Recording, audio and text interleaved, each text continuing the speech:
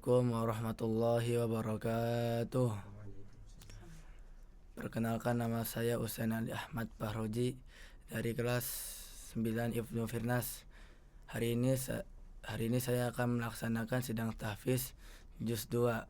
Mohon doa dan restunya dari orang tua dan guru-guru agar diberikan kelancaran dalam sidang tahfiz hari ini. Terima kasih. Wassalamualaikum warahmatullahi wabarakatuh. A'udzu billahi minasy syaithanir rajim. Bismillahirrahmanirrahim. Sayaqulu as-sufaha'u minan nasi ma wallahum 'an qiblatihim allati kanu 'alaiha. Qul lillahil masyriq wal maghrib yahdi man yasha'u ila siratim mustaqim. وكذلك جعلناكم أمة وسطا لتكونوا شهداء على الناس ويكون الرسول عليكم شهيدا وما جعلنا القبلة التي كنت عليها إلا لنعلم من يتبع الرسول ممن ينقلب على عقبيه وإن كانت كبيرة إلا على الذين هدى الله وما كان الله ليضيع إيمانكم إن الله بالناس لرؤوف رحيم قد نرى تقلب وجهك في السماء فلنولينك قبلة ترضاها فول وجهك شطر المسجد الحرام وحيثما كنتم فولوا وجوهكم شطره وإن الذين أوتوا الكتاب لا يعلمون أنه الحق من ربهم وما الله بغافل عما يعملون ولئن أتيت الذين أوتوا الكتاب بكل آية ما تبعوا قبلتك وما أنت بتابع قبلتهم وما بعضهم بتابع قبلة بعض ولئن اتبعت أهواءهم من بعد ما جاءك من العلم إنك إذا لمن الظالمين الذين آتيناهم الكتاب يعرفونه كما يعرفون أبناءهم وإن فريقا منهم ليكتمون الحق وهم يعلمون الحق من ربك فلا تكونن من الممترين ولكل وجهة هو موليها فاستبقوا الخيرات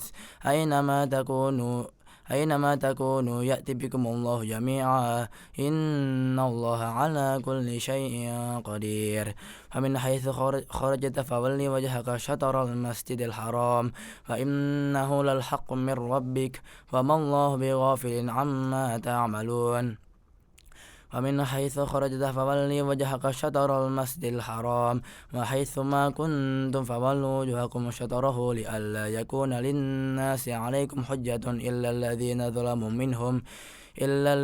ظلموا منهم فلا تخشوهم واخشوني ولأتم نعمتي عليكم ولعلكم تهتدون كما أرسلنا فيكم رسولا منكم يتلو عليكم آياتنا ويزكيكم ويعلمكم الكتاب والحكمة ويعلمكم ما لم تكونوا تعلمون فاذكروني أذكركم واشكروني ولا تكفرون يا أيها الذين آمنوا استعينوا بالصبر والصلاة إن الله مع الصابرين ولا تقولوا لمن يقتل في سبيل الله أموات بل أحياء ولكن لا تشعرون ولنبلونكم بشيء من الخوف والجوع ونقص من الأموال والأنفس والثمرات وبشر الصابرين الذين إذا أصابتهم مصيبة قالوا إنا لله وإنا إليه راجعون أولئك عليهم صلوات من ربهم ورحمة وأولئك هم المهتدون إن الصفا والمروة من شعائر الله فمن حج البيت أو اعتمر فلا جناح عليه أن يطوف بهما ومن تطوع خيرا فإن الله شاكر عليم إن الذين يكتمون ما أنزلنا من البينات والهدى من بعد ما بيناه للناس في الكتاب أولئك يلعنهم الله ويلعنهم اللاعنون إلا الذين تابوا وأصلحوا وبينوا فأولئك أتوب عليهم وأنا التواب الرحيم إن الذين كفروا وماتوا وهم كفار أولئك عليهم لعنة الله والملائكة والناس أجمعين خالدين فيها لا يخفف عنهم العذاب ولا هم ينظرون وإلهكم إله واحد لا إله إلا هو الرحمن الرحيم إن في خلق السماوات والأرض واختلاف الليل والنهار والفلك التي تجري في البحر بما ينفع الناس وما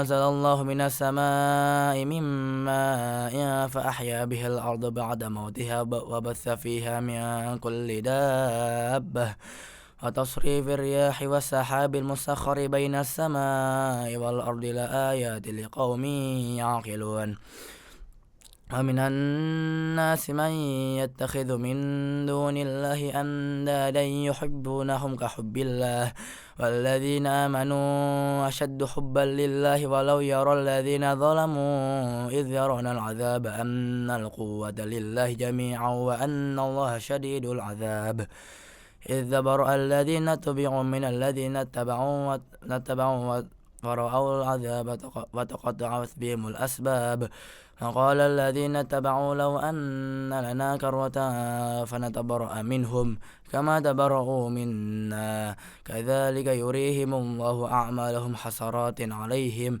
وما هم بخارجين من النار يا أيها الناس كلوا مما في الأرض حلالا طيبا ولا تتبعوا خطوات الشيطان إنه لكم عدو مبين إنما يأمركم بالسوء والفحشاء وأن تقولوا على الله ما لا تعلمون وإذا قيل لهم اتبعوا ما أنزل الله قالوا بل نتبع ما ألفينا عليه آباءنا أولو كان آباؤهم لا يعقلون شيئا ولا يهتدون ومثل الذين كفروا كمثل الذي ينعق بما لا يسمع إلا دعاء ونداء صم بكم عمي فهم لا يعقلون صم بكم عمي فهم لا يعقلون يا أيها الذين آمنوا كلوا من طيبات ما رزقناكم واشكروا لله إن كنتم إياه تعبدون إنما حرم عليكم الميتة والدم ولحم الخنزير وما أهل به لغير الله فمن يضر غير باغ ولا عاد فلا إثم عليه إن الله غفور رحيم إن الذين يكتمون ما أنزل الله من الكتاب ويشترون به ثمنا قليلا أولئك ما يأكلون في بطونهم إلا النار ولا يكلمهم الله يوم القيامة ولا يزكيهم ولهم عذاب أليم أولئك الذين اشتروا الضلالة بالهدى والعذاب بالمغفرة فما أصبرهم على النار ذلك بأن الله نزل الكتاب بالحق فإن الذين اختلفوا في الكتاب لفي شقاق بعيد ليس البر أن تولوا وجوهكم قبل المشرق والمغرب ولكن البر من آمن بالله واليوم الآخر والملائكة والكتاب والنبيين وآتى المال على حبه ذوي القربى واليتامى والمساكين وابن السبيل والسائلين وفي الرقاب وأقام الصلاة وآتى الزكاة والموفون بعهدهم إذا عاهدوا والصابرين في البأساء والضراء وحين البأس أولئك الذين صدقوا وأولئك هم المتقون يا أيها الذين آمنوا كتب عليكم القصاص في القتلى الحر بالحر والعبد بالعبد والأنثى بالأنثى فمن عفي له من أخيه شيء فاتباع بالمعروف وأداء إليه بإحسان ذلك تخفيف من ربكم ورحمة فمن اعتدى بعد ذلك فله عذاب أليم ولكم في القصاص حياة يا أولي الألباب لعلكم تتقون كتب عليكم إذا حضر أحدكم الموت إن ترك خيرا الوصية للوالدين والأقربين بالمعروف حقا على المتقين فمن بدله بعدما سمعه فإنما إثمه على الذين يبدلونه إن الله سميع عليم فمن خاف من موص جنفا أو إثما فأصلح بينهم فلا إثم عليه إن الله غفور رحيم يا أيها الذين آمنوا كتب عليكم الصيام كما كتب على الذين من قبلكم لعلكم تتقون أياما معدودات فمن كان منكم مريضا أو على سفر فعدة من أيام أخر وعلى الذين يطيقونه فدية طعام مسكين فمن تطوع خيرا فإن الله شاكر عليم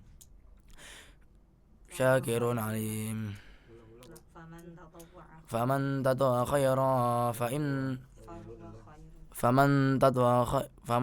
خيرا فمن تطوع خيرا فهو خير له وأن تصوموا خير لكم إن كنتم تعلمون شهر رمضان الذي أنزل فيه القرآن هدى للناس وبينات من الهدى والفرقان فمن شهد منكم الشهر فليصم ومن كان مريضا أو على سفر فعدة من أيام أخر يريد الله بكم اليسر ولا يريد بكم العسر ولتكملوا العدة ولتكبروا الله على ما هداكم ولعلكم تشكرون فإذا سألك عبادي عني فإني قريب أجيب دعوة الداع إذا دعاني فليستجيبوا لي وليؤمنوا بي لعلهم يرشدون أحل لكم ليلة الصيام الرفث إلى نسائكم هن لباس لكم وأنتم لباس لهن علم الله أنكم كنتم تختانون أنفسكم فتاب عليكم وعفى عنكم فالآن باشروهن وابتغوا ما كتب الله لكم وكلوا واشربوا حتى يتبين لكم الخيط الأبيض من الخيط الأسود من الفجر ثم أتموا الصيام إلى الليل ولا تباشروهن وأنتم عاكفون في المساجد تلك حدود الله فلا تقربوها كذلك يبين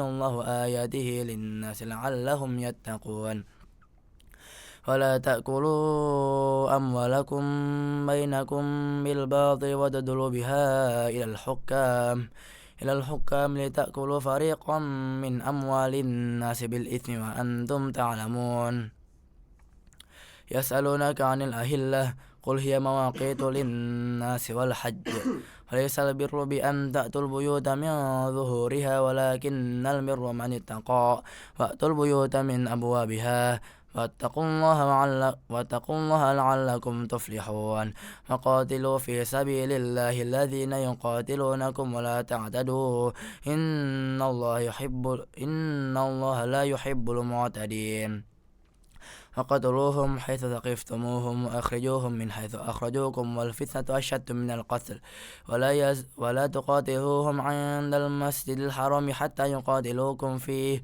فإن قاتلوكم فقتلوهم كذلك جزاء الكافرين فإن انتهوا فإن الله غفور رحيم وقاتلوهم حتى لا تكون فتنة ويكون الدين لله فإن انتهوا فلا عدوان إلا على الظالمين الشهر الحرام بالشهر الحرام والحرمات قصاص فمن اعتدى عليكم فاعتدوا عليه بمثل ما اعتدى عليكم واتقوا الله واعلموا أن الله مع المتقين وأنفقوا في سبيل الله ولا تلقوا بأيديكم إلى التهلكة وأحسنوا إن الله يحب المحسنين وأتموا الحج والعمرة لله فإن أحصرتم فما استيسر من الهدي ولا تحلقوا رؤوسكم حتى يبلغ الهدي محله فمن كان منكم مريضا أو به أذى من رأسه ففدية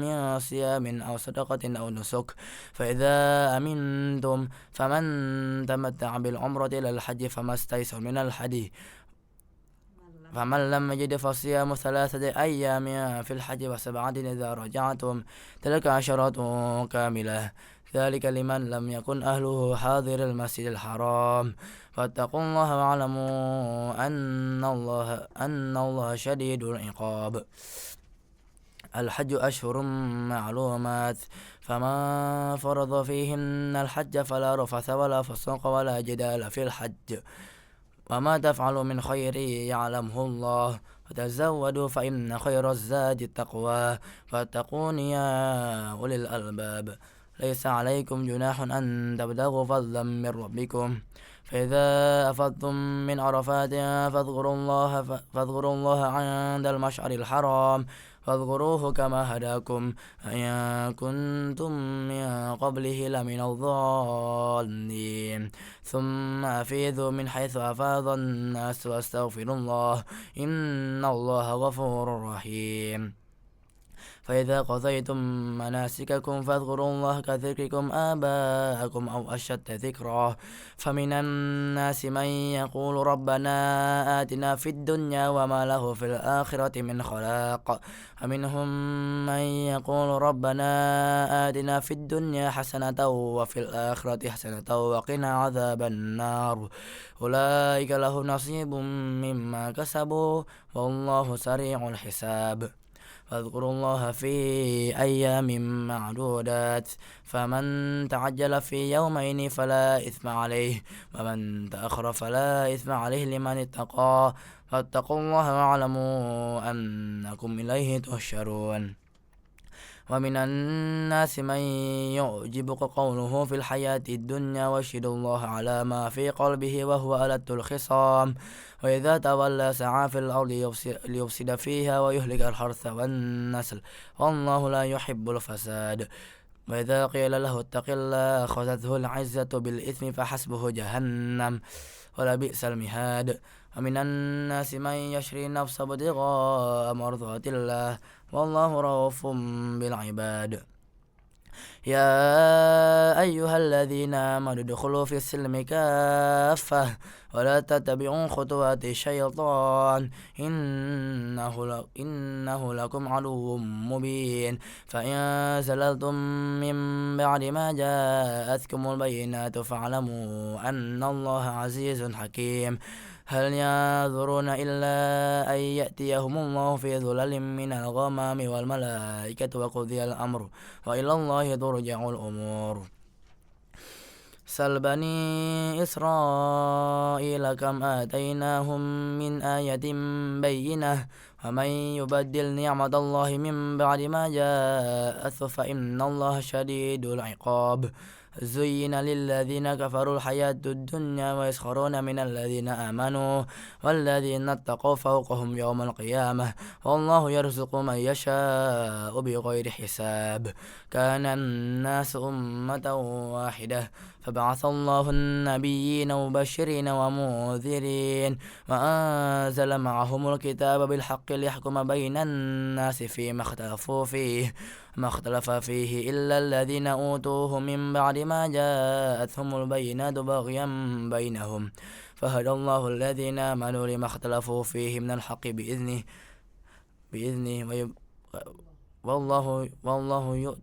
والله يهدي من يشاء إلى صراط مستقيم أم حسبتم أن تدخلوا الجنة ولما يأتكم مثل الذين خلوا من قبلكم مستهم البأساء والضراء وزلزلوا حتى يقول الرسول والذين آمنوا معه متى نصر الله ألا إن نصر الله قريب يسألونك ماذا ينفقون قل ما أنفقتم من خير فللوالدين والأقربين واليتامى والمساكين وابن السبيل وما تفعلوا من خير فإن الله به عليم كتب عليكم القتال وهو كره لكم وعسى أن تكرهوا شيئا وهو خير لكم وعسى أن تحبوا شيئا وهو شر لكم والله يعلم وأنتم لا تعلمون يسألونك عن الشهر الحرام قتال فيه قل قتال فيه كبير وصد عن سبيل الله وكفر به والمسجد الحرام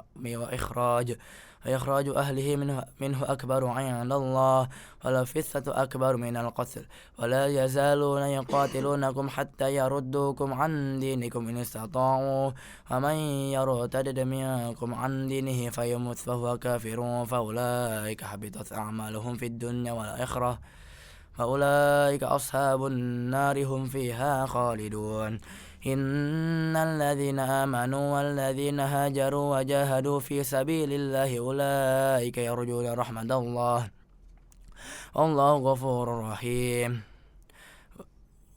يسألونك عن الخمر والميسر قل فيهما إثم كبير ومنافع للناس وإثمهما أكبر من نفعهما ويسألونك ماذا ينفقون قل العفو كذلك يبين الله لكم الآيات لعلكم تتفكرون في الدنيا والآخرة ويسألونك عن اليتامى قل إصلاح لهم خير وإن تخالطوهم فإخوانكم والله يعلم المفسد من المصلح لو شاء الله لعنتكم إن الله عزيز حكيم ولا تنكحوا المشركات حتى يؤمن ولا أمة مؤمنة خير من مشركة ولو أعجبتكم ولا تنكحوا المشركين حتى يؤمنوا ولعبد مؤمن خير من مشرك ولو أعجبكم أولئك يدعون إلى النار والله يدعو إلى الجنة والمغفرة بإذنه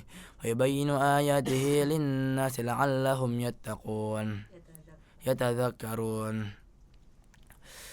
يتذكرون ويسألونك عن المحيض قل هذا فاعتزلوا النساء في المحيض ولا تقربوهن حتى يطهرن فإذا تطهرن فأتوهن من حيث أمركم الله إن الله يحب التوابين ويحب المتطهرين نساؤكم حرث لكم فأتوا حرثكم أن شئتم وقدموا لأنفسكم واتقوا الله واعلموا أنكم ملاقوه وبشر المؤمنين ولا تجعلوا الله عرضة لأيمانكم أن تبروا وتتقوا وتصلحوا بين الناس والله سميع عليم لا يؤاخذكم الله باللغو في أيمانكم ولكن يؤاخذكم بما كسبت قلوبكم والله غفور حليم لا غفور رحيم لا للذين يؤلون من نسائهم تربص 4 أشهر فإن فاءوا فإن الله غفور رحيم وإن عزموا الطلاق فإن الله سميع عليم والمطلقات يتربصن بأنفسهن 3 قروء ولا يحل لهن أن يكتمن ما خلق الله في أرحامهن إن كن يؤمن بالله واليوم الآخر وبعولتهن أحق بردهن في ذلك إن أرادوا إصلاحا لهن مثل الذي عليهن بالمعروف وللرجال عليهن درجة والله عزيز حكيم الطلاق 2 فإمساك بمعروف أو تسريح بإحسان ولا يحل لكم أن تأخذوا مما آتيتموهن شيئا إلا أن يخافا ألا يقيما حدود الله فإن خفتم ألا يقيما حدود الله فلا جناح عليهما فيما افتدت به تلك حدود الله فلا تعتدوها ومن يتعد حدود الله فأولئك هم الظالمون فإن طلقتموهن فإن طلقها فلا تحل له من بعد حتى تنكح زوجا غيره.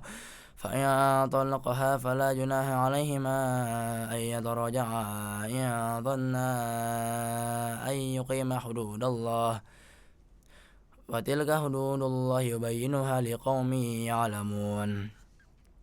وإذا طلقتم النساء فبلغن أجلهن فأمسكوهن بمعروف أو سرحوهن بمعروف، ولا تمسكوهن ضرارا لتعتدوا، فمن يفعل ذلك فقد ظلم نفسه. ولا تتخذوا آيات الله هزوا واذكروا نعمة الله عليكم وما أنزل عليكم من الكتاب والحكمة يعظكم به، واتقوا الله واعلموا أن الله بكل شيء عليم. وإذا طلقتم النساء فبلغن أجلهن فلا تعضلوهن أن ينكحن أزواجهن إذا تراضوا بينهم بالمعروف، ذلك يوعظ به من كان منكم يؤمن بالله واليوم الآخر، ذلكم أزكى لكم وطهر، والله يعلم وأنتم لا تعلمون. والوالدات يرضعن أولادهن حولين كاملين لمن أراد أن يتم الرضاعة، وعلى المولود له رزقهن وكسوتهن بالمعروف، لا تكلف نفس إلا وسعها، لا تضار والدة بولدها ولا مولود له بولده، وعلى الوارث مثل ذلك، فإن أرادا فصالا عن تراض منهما وتشاور فلا جناح عليهما.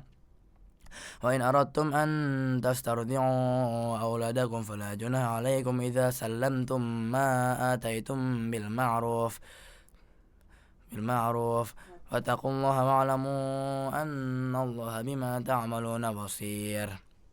الذين يتوفون منكم ويذرون أزواجا يتربصن بأنفسهن 4 أشهر وعشرا، فإذا بلغن أجلهن فلا جناح عليكم فيما فعلن في أنفسهن بالمعروف، والله بما تعملون خبير. ولا جناح عليكم فيما عرضتم به من خطبة النساء أو أكننتم في أنفسكم، علم الله أنكم ستذكرونهن ولكن لا تواعدوهن سرا إلا أن تقولوا قولا معروفا، ولا تعزموا عقدة النكاح حتى يبلغ الكتاب أجله، واعلموا أن الله يعلم ما في أنفسكم فاحذروه، واعلموا أن الله غفور حليم. لا جناح عليكم إن طلقتم النساء ما لم تمسوهن أو تفرضوا لهن فريضة، ومتعوهن على الموسع قدره وعلى المقتر قدره متاعا بالمعروف حقا على المحسنين. وإن طلقتموهن من قبل أن تمسوهن وقد فرضتم لهن فريضة فنصف ما فرضتم إلا أن يعفون أو يعفو الذي بيده عقدة النكاح، وأن تعفوا أقرب للتقوى، ولا تنسوا الفضل بينكم إن الله بما تعملون بصير. حافظوا على الصلوات والصلاة الوسطى وقوموا لله قانتين. فإن خفتم فرجالا أو ركبانا فإذا أمنتم فاذكروا الله كما علمكم ما لم تكونوا تعلمون. والذين يتوفون منكم ويذرون أزواجا وصية لأزواجهم متاعا إلى الحول غير إخراج، فإن خرجنا فلا جناح عليكم فيما فعلن في أنفسهن من معروف، والله عزيز حكيم. وللمطلقات متاع بالمعروف حقا على المتقين، كذلك يبين الله لكم آياته للناس لعلكم تعقلون. كذلك يبين الله لكم آياته لعلكم تعقلون. ألم تر إلى الذين خرجوا من ديارهم وهم ألوف حذر الموت فقال لهم الله موتوا ثم أحياهم، إن الله لذو فضل على الناس ولكن أكثر الناس لا يشكرون. فقاتلوا في سبيل الله واعلموا أن الله سميع عليم ما ذا الذي يقرض الله قرضا حسنا فيضاعفه له أضعافا كثيرة والله يقبض ويبسط وإليه ترجعون ألم تر إلى الملأ من بني إسرائيل من بعد موسى إذ قالوا لنبي لهم ابعث لنا ملكا نقاتل في سبيل الله قال هل عسيتم إن كتب عليكم القتال ألا تقاتلوا قالوا وما لنا ألا نقاتل في سبيل الله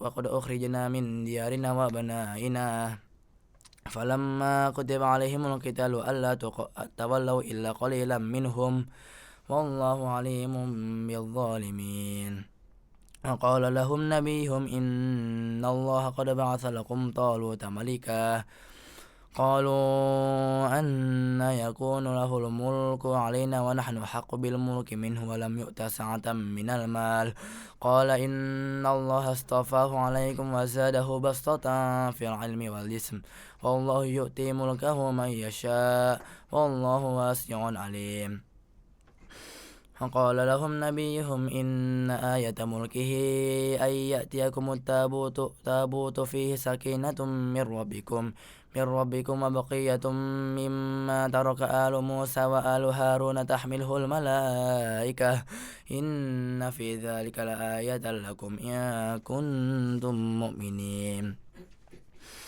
فلما فصل طالوت بالجنود قال إن الله مبتليكم بنهر فما شرب منه فليس مني ومن لم يطعمه فإنه مني إلا من اغترف غرفة بيده فشربوا منهم إلا قليلا منهم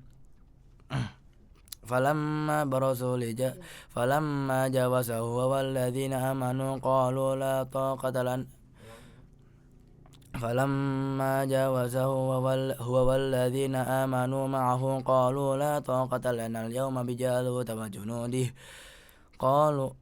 قال الذين يظنون أنهم ملاقو الله كم من فئة قليلة غلبت فئة كثيرة بإذن الله والله مع الصابرين ولما برزوا لجالوت وجنوده قالوا ربنا أفرغ علينا صبرا وثبت أقدامنا وانصرنا على القوم الكافرين فهزموهم بإذن الله وقتل داود جالوت وآتاه الله الملك والحكمة وعلمه مما يشاء ولولا دفع الله الناس بعضهم ببعض لفسدت الأرض ولكن الله ذو فضل على العالمين تلك آيات الله نتلوها عليك بالحق فإنك لمن المرسلين صدق الله العظيم. Assalamualaikum warahmatullahi wabarakatuh. Alhamdulillahirabbil alamin. Hamdan salaman amma ba'du. Baik, langsung saja. Di sini saya akan berkomentar di bagian kelancaran untuk Ananda Husain Ali Ahmad Fahruzi. Adapun kriteria penilaiannya yaitu yang pertama cara pengambilan nafas, yang kedua salah penyebutan huruf, yang ketiga terbata-bata, yang keempat telmi atau telat mikir, yang kelima salah harokat. Alhamdulillah Ananda Husain sidang di juz 2 ini dari halaman pertama sampai halaman ke-20 ya. Alhamdulillah lancar ya. Hanya saja ada beberapa yang kurang yakin, masih ragu-ragu, padahal di kesehariannya sangat bagus ya. Kesalahannya satu juz itu sampai pernah dapat rekor itu cuma salah 3 lupanya, Masya Allah. Tapi mungkin karena ini faktor puasa kali ya, terus grogi juga mungkin, ditambah ragu-ragu tadi tuh. Jadi ada beberapa yang biasanya ayat mutasyabihat yang ayatnya hampir sama gitu ya, biasanya dia bisa membedakan, tapi sekarang malah karena ragu-ragu jadinya malah salah gitu. Di halaman ke-4 itu tadi di ayat ke-166 itu ada sedikit belibet ya. Tubi'u, taba'u tuh ada sedikit belibet. Kemudian halaman ke-5 ayat ke-172 lupa. Kemudian di halaman ke-7 ayat 184 itu ada 2 ayat mutasyabihat ya. Di halaman ketiganya itu di ayat 158. Tadi Husain nyasar ke sana, harusnya faman tatawwa'a khairan fahuwa khairul lah, tapi Husain nyasarnya ke fa innallaha syakirun alim. Nah, itu diperhatikan kembali. Kemudian di halaman ke-8 itu di ayat ke-187, kadzalika yubayyinullahu ayatihi innasi la'allahum yattaqun. Nah, tadi ada tambahan lakum. Memang di juz 2 ini banyak sekali ayat kadzalika wa yubayyinu. Nah, itu harus diperhatikan. Sebenarnya biasanya benar-benar bisa membedakan gitu, mana yang halaman yattaqun, mana yang halaman yatadakkarun. Mungkin balik lagi karena tadi ragu-ragu ya. Jadinya malah yang dipilih dilalahnya yang salah gitu. Kemudian di halaman ke-9 ayat ke-196, faman lam yajid fasiyamu. Nah, tadi ada 2 ayat yang sama ya, harusnya faman kana minkum. Kemudian yang keduanya faman lam yajid. Tadi Husain mau kembali lagi ke atas gitu. Kemudian di halaman ke-12 ayat 213, wallahu yahdi man yasha'u ila siratim mustaqim. Itu juga lupa. Kemudian di halaman ke-13 ayat 219, yas'alunaka 'anil khamri wal maisir. Itu juga lupa. Padahal itu sambungannya ada atasnya ya, sama-sama khamri wal maisir juga atasnya. Kemudian halaman ke-14 ayat ke-221, wa yubayyinu ayatihi linnasi la'allahum yatadakkarun. Tadi juga lupa. Kemudian di halaman ke-15 ayat 230 lupa, fa in talaqaha fala tahillu lahu. Kemudian yang terakhir di halaman ke-19 halaman ke-18, kadzalika yubayyinullahu lakum ayatihi la'allakum ta'qilun. Nah, tadi Husain ada tambahan linnasi. Nah, itu perlu diperhatikan lagi. Sejauh ini untuk juz 2 ya, sebenarnya karena notabene juz 2 itu banyak sekali ayat-ayat yang mutasyabihat ya, ayat-ayat yang hampir sama, wala junaha alaikum, wala junaha alaihim. Segini menurut saya sebenarnya sudah Masya Allah lancar. Dia tahu gitu tata letak, oh ini halaman ini ayat yang samanya ini, halaman ini sebenarnya ya takun, halaman ini ya tadakkarun gitu. Tapi tadi saya dengerin tuh karena balik lagi ya, karena ragu-ragu, ada 2 pilihan, misal yang satu ya takun, yang satu ya tadakkarun. Sebenarnya udah ada pandangan nih, oh halaman yang di bagian halaman ketiga itu ya takun misal, di halaman yang kelima nanti ada ya tadakkarun. Tapi karena dia grogi lagi, terus bimbang lagi, akhirnya salah pilih, jadinya lupa gitu.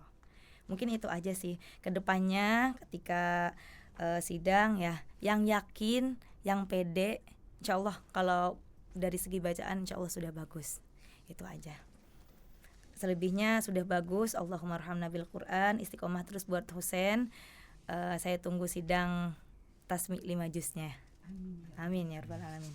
Dah, mungkin itu aja. Sekian, terima kasih. Wassalamualaikum warahmatullahi wabarakatuh. Bismillahirrahmanirrahim. Assalamualaikum warahmatullahi wabarakatuh. Waalaikumsalam.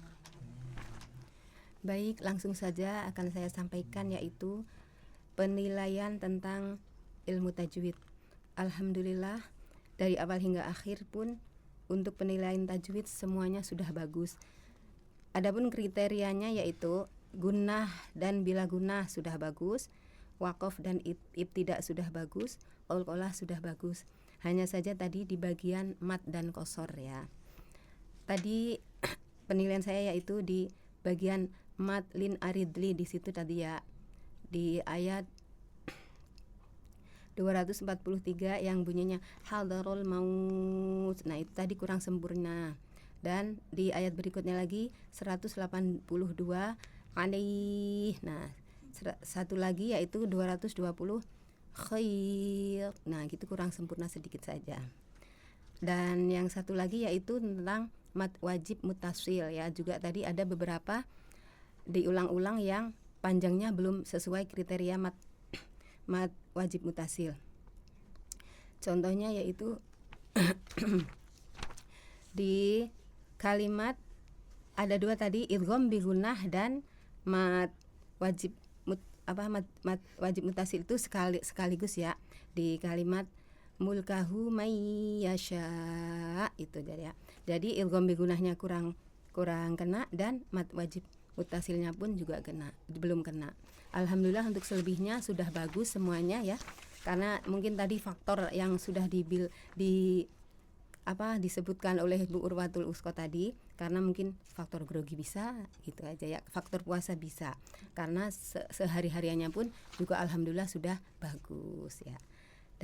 Untuk penilaian ilmu tajwid alhamdulillah sudah bagus. Cuman itu saja yang saya sampaikan, mudah-mudahan kedepannya lebih bagus lagi. Baik, wassalamualaikum warahmatullahi wabarakatuh. Bismillahirrahmanirrahim. Assalamualaikum warahmatullahi wabarakatuh.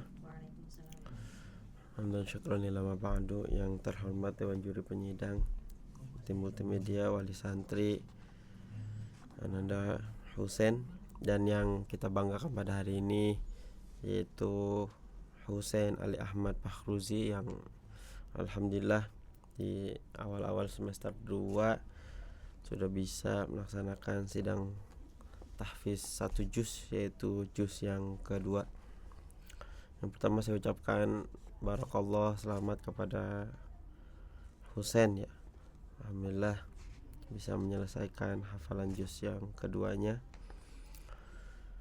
Sedikit saja yang ingin saya sampaikan dari segi makharijul huruf, apa yang dibacakan oleh Husein tadi dari awal ya, sampai dari ayat pertama sampai ayat terakhir, apa yang dibacakan Husein dari segi makhraj teramat baik ya, sangat bagus. Ini juga catatannya nggak ada nih. Sedikit sekali ya, karena ya alhamdulillah karena bagus ya secara pelafalannya dan lain sebagainya. Hanya saja ada ya mungkin kurang penebalan saja ya. Penebalan yang pertama di huruf shad ya.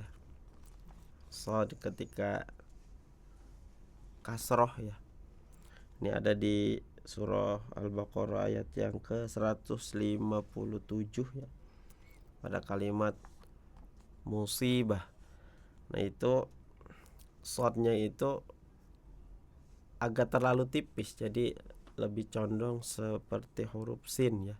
Musibah ya. Jadi shad itu karena dia itu sifatnya berat ya, maka harus agak tebal ya. Jadi musi sama musi ya, beda seperti itu. Terus berikutnya di ayat ke-177 ya. Ini tadi bacanya tuh pada kalimat wahinal bas. Nah tadi hamzahnya itu hilang ya, jadi wahinal bas. Nah itu mungkin tadi karena faktor kuasa ya, seperti itu. Jadi agak keseleo sedikit ya. Terus ya haus juga ya. Ya ini juri juga sama ikut-ikutan lemes. Ya yang terakhir ini huruf dot ya. Huruf dot ya. Dot ini sama hurufnya isti'la, maka harus tebal ya. Jadi ini pada kalimat laminad ya, laminad do ya. Jadi laminat do ya, jadi kurang tebal seperti itu. Ya sisanya sudah bagus ya, hanya kurang penebalan saja huruf-huruf isti'la dan diperhatikan. Nah kalau isti'la secara sifatnya itbaq juga, maka harus ditebalkan baik itu kasroh, domah ya maupun fathah. Mungkin itu saja yang bisa saya sampaikan, kurang lebihnya mohon maaf. Sekali lagi saya ucapkan selamat kepada Husein, semangat terus menghafalnya ya, insyaallah karena ini baru awal ya, pasti bisa Husein ya di semester ini juga. Mudah-mudahan 5 juznya seperti itu. Itu saja, kurang lebihnya mohon maaf. Assalamualaikum warahmatullahi wabarakatuh.